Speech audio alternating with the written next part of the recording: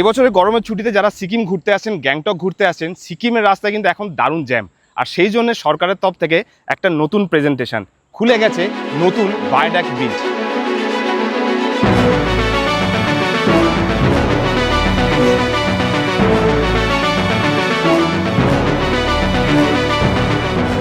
আমি এখন যে ব্রিজের সামনে দাঁড়িয়ে রয়েছি, এটা একদম নতুন উদ্বোধন হয়েছে। এই ব্রিজটা কানেক্ট করছে নামালি থেকে সারামসা গার্ডেন। যারা প্যাকিয়াং এয়ারপোর্ট যেতে চান বা ঋষিখোলা হয়ে আসতে চাইছেন, এই রাস্তাটা কিন্তু অনেকটাই শর্টকাট।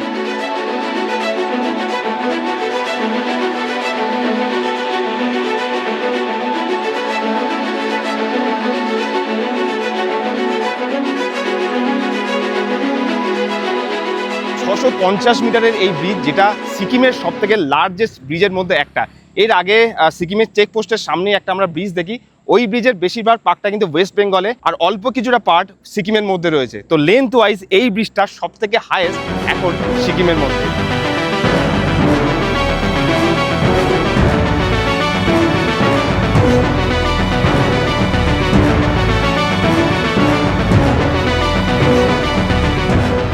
মাত্র 4 দিন আগে এই ব্রিজটা উদ্বোধন হয়েছে। তো সিকিম ঘুরতে এসে এই ব্রিজটার সন্ধান পেলাম, তো ভাবলাম নতুন ব্রিজ একটু এক্সপ্লোর করা যাক। তো এর আগে বলে দিই, রংপুর ওখানে কিন্তু একটা ব্রিজ রয়েছে যেটা সবথেকে লার্জেস্ট বলা যায়, কিন্তু সিকিমে সেই ব্রিজটার অংশ যেটুকু রয়েছে সেটুকু কম। হিসেব মতো দেখা যায় সিকিমের সবথেকে বড় ব্রিজ এটাই, প্রায় 650 মিটারের লম্বা একটা ব্রিজ। আর টোটাল রাস্তার ব্রিজ মিলে প্রায় 2 কিলোমিটার রাস্তা রয়েছে। আর এই ব্রিজ তৈরি করতে খরচা হচ্ছে প্রায় 49 কোটি টাকার মতন। এই ব্রিজটা নামালি থেকে সারামসা গার্ডেন কানেক্ট করছে। তো এই দিকে দেখুন, এইটা হলো নামালি পয়েন্ট, যেটাকে 9 মাইলও বলে। আর যেখানে কানেক্ট হচ্ছে সেটা হচ্ছে সারামসি গার্ডেন। তো এখান থেকে পাকিয়াং এয়ারপোর্টে খুব সহজে যাওয়া যাবে। ঋষিখোলা যদি আপনারা ঘুরতে আসেন, ঋষিখোলাতেও খুব সহজেই যাওয়া যাবে। তো আমি এখন ফার্স্ট পয়েন্টে রয়েছি নামালির কাছে। আর নামালি দিয়ে সোজা NH10 গ্যাংটকের দিকে যাচ্ছে। আর এই রাস্তা দিয়ে এলে আপনারা NH717A কানেক্ট করতে পারবেন, যেটা কিন্তু পেডং বা কালিম্পং হয়ে আবার নিচের দিকে নামছে। তো চলুন এখান থেকে একটু আগে যাওয়া যাক, আর সামনে থেকে এই ব্রিজটা কেমন লাগে সেটাও আপনাদেরকে দেখাবো।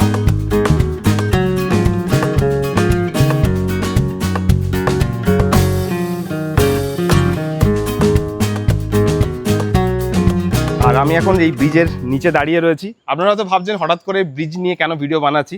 তো দেখুন, এই ব্রিজটা সবেমাত্র 20 তারিখে উদ্বোধন হয়েছে। আমি ফার্স্ট ব্লগার যেই ব্রিজটা কভার করছি, কারণ এরপরে আরও একটা সুন্দর ব্রিজ দেখাবো যেটা পেডংয়ের দিকে। সেই ব্রিজটা কিন্তু আরও দারুণ সুন্দর লাগবে। তো উপর থেকে যখন ড্রোন শট নিলাম, এই ব্রিজটা ভিউ এত সুন্দর লাগলো, তো ভাবলাম এর একটা ছোট্ট আপডেট আপনাদেরকে দিয়ে দিই। দেখুন, যারা গ্যাংটকের দিকে যাচ্ছেন সেখানে বেশ দারুণ ট্রাফিক জ্যাম থাকে। তো এই ব্রিজটা হওয়ার পরে সেই ট্রাফিক জ্যাম কিন্তু আগের থেকে অনেকটা কমবে, সেই জন্য এই ব্রিজটা বানানো। তো এখান থেকে ব্রিজটা দেখতে পাচ্ছেন, বেশ আঁকা বাঁকা পথ ধরে ব্রিজটা গেছে। প্রায় 3 থেকে 3.5 বছর সময় লেগেছে এই ব্রিজটা পুরোটা কনস্ট্রাক্ট করতে। আর যেমনটা বললাম, প্রায় 48 কোটি টাকা খরচা হয়েছে। TTC ইনফ্রা এই ব্রিজটাকে বানিয়েছে। আর এর আরেকটা পার্ট রয়েছে পেডংয়ে, যেটা পরের ভিডিওতে আপনাদের শেয়ার করব।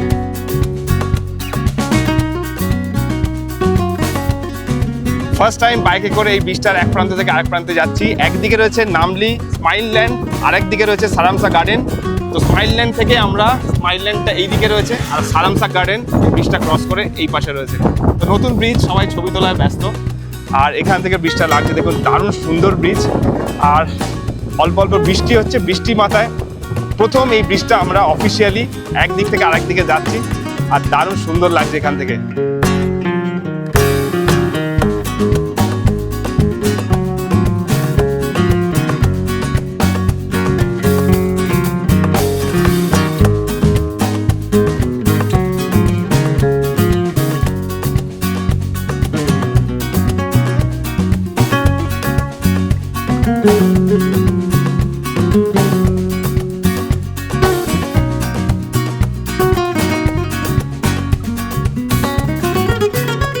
সিকিমের লার্জেস্ট ব্রিজটা প্রথমবার এক্সপ্লোর করলাম।